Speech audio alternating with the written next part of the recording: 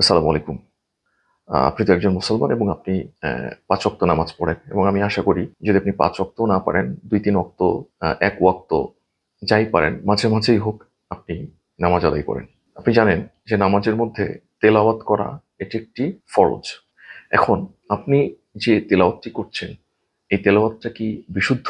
আপনি কোরআনুল কারীম যেভাবে তেলাওয়াত করছেন, এটা কি কোনো আলেমের কাছ থেকে সার্টিফাইড, ভেরিফাইড?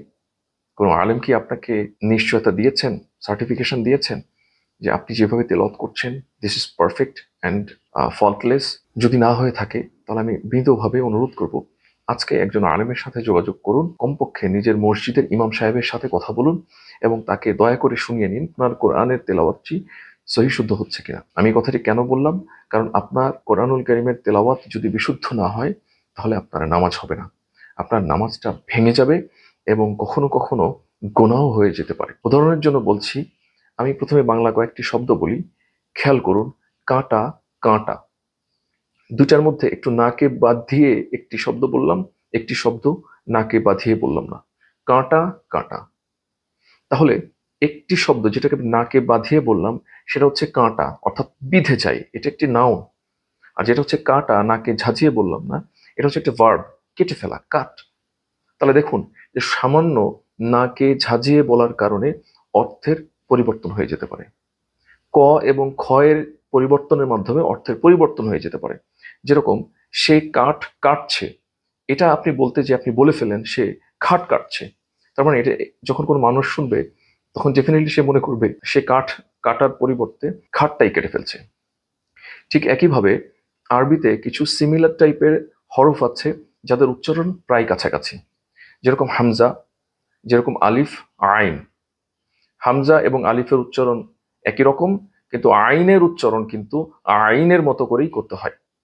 এখন আপনি যদি আলহামদুলিল্লাহ রব্বিল আলামিন, এখানে যদি আলামিন না বলে যদি আলামিন বলেন, তাহলে একটা হচ্ছে আল আমিন মানে বিশ্বাসী, আপনি আলহামদুলিল্লাহ রব্বিল আলামিন বলছেন, অথচ হবে আলহামদুলিল্লাহ রব্বিল আলামিন, সমস্ত জগতের যিনি সৃষ্টিকর্তা পালনকর্তা আপনি তার নাম বলছেন। এছাড়াও যে কুল হু আল্লাহু আহাদ, এখানে কুল যদি অর্থাৎ অফ, অফকে যদি আপনি কাফ বলে ফেলেন তাহলে অর্থটা কিভাবে পরিবর্তন হয়ে যায় খেয়াল করুন। কুল হু আল্লাহু আহাদ, এটার অর্থ হচ্ছে আল্লাহ তাআলা নবী করিম সাল্লাল্লাহু আলাইহি সাল্লামকে বলছেন যে হে নবী আপনি মানুষকে জানিয়ে দিন।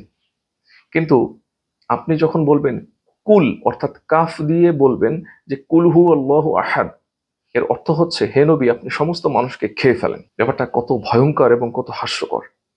এরপরে মাদ অর্থাৎ চেনে পড়া।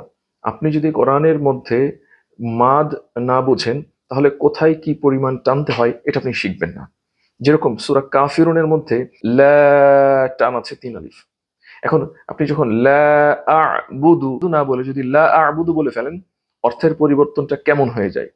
লা আ'বুদু মানে আমি, তোমরা যেই সমস্ত দেবদেবীর পূজা করো আমি তাদের পূজা করি না। এটা নবী করিম সাল্লাল্লাহু আলাইহি সাল্লামের মাধ্যমে আল্লাহ তাআলা মানুষকে জানিয়ে দিচ্ছে।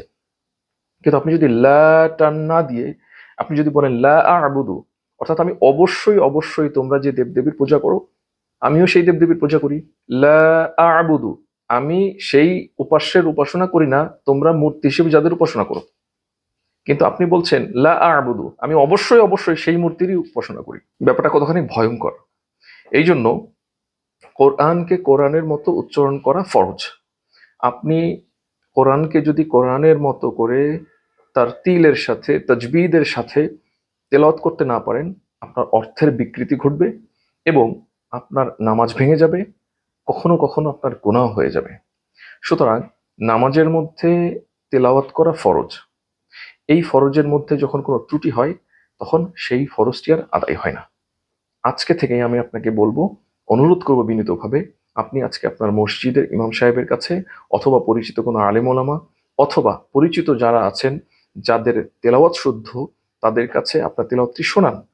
আপনি নিজেকে ভেরিফাইড করেন, নিজের তেলাওয়াতটাকে যাচাই করুন। যদি আপনার তেলাওয়াতে কোনো ত্রুটি থেকে থাকে তাহলে অবশ্যই সেটাকে সংশোধন করে নিন এবং আল্লাহ তাআলার কাছে সাহায্য চান যেন দ্রুতই আপনার তেলাওয়াতটাকে আল্লাহ তাআলা বিশুদ্ধ করে দেন।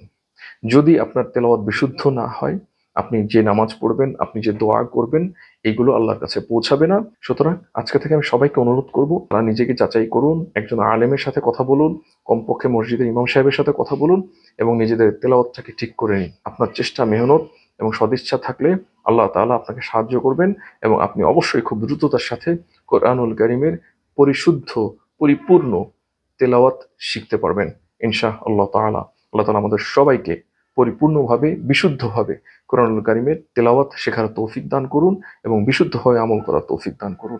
আসসালামু আলাইকুম ওয়া রাহমাতুল্লাহি ওয়া বারাকাতুহু।